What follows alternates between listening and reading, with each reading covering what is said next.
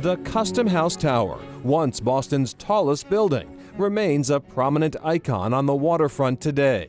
But how many passers-by really know about its days as a customs house?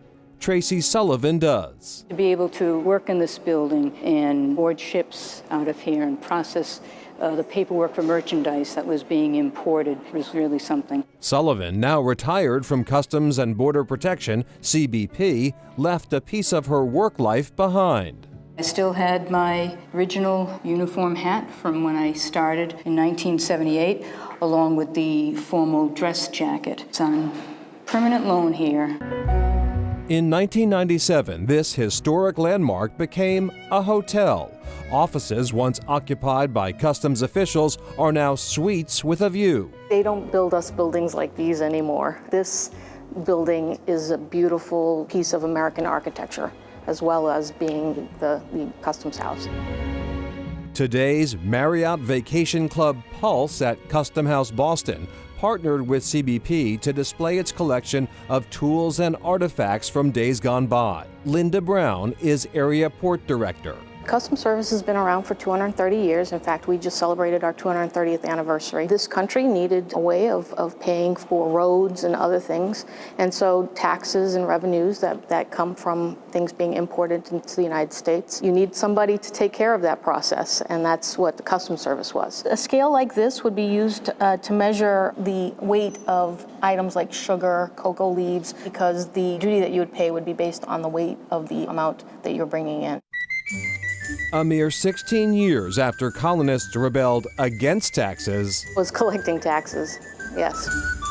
the building dates back to 1847 minus the tower.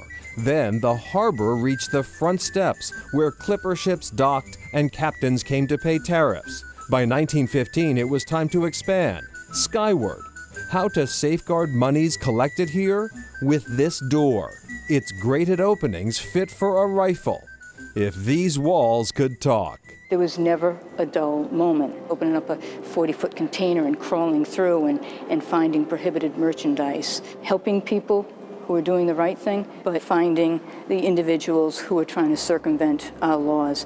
To me, that was always a thrill.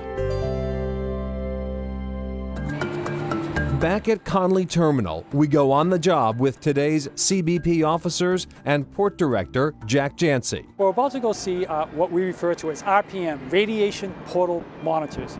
All containers entering the United States unladen from a cargo vessel are screened for radiation. And what are you looking for? The two alerts that we're accustomed to seeing are gamma alerts and neutron alerts. So all these containers that come from all over the world, do they all get this examination? 100% of them. This X-ray truck is used to detect contraband such as narcotics or firearms. It scans a container in a matter of minutes and sends it on its way. Or not. How often does that X-ray machine sort of find something where you go, not quite sure? Oh, every day. Oh. Oh yeah, every day. We have to go ahead and take a closer look. Counterterrorism mission is our #1 mission.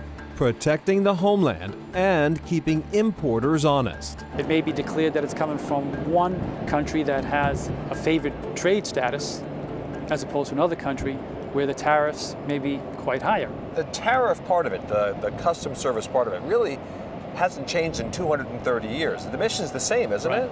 Yeah, our mission has always been to collect and protect the revenue. That hasn't changed. This counterterrorism priority, that has been evolving over the last few years.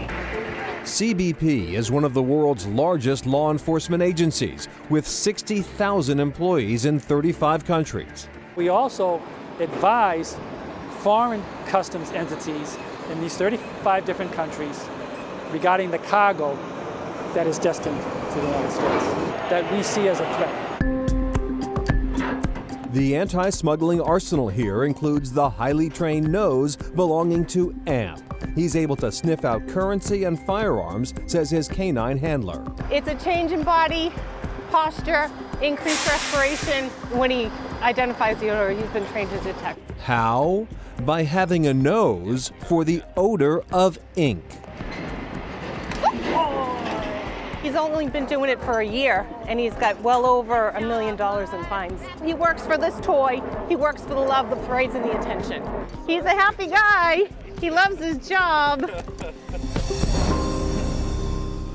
And back to that X-ray truck we saw scanning containers. It's used for large events like the Super Bowl, and every single vehicle that comes in is scanned. Yeah, after 9/11, the Customs Service became Customs and Border Protection under the Department of Homeland Security. Counterterrorism is really now their #1 priority, but revenue collection is a very high priority. They take in about $50 billion a year, second only to the IRS. All right.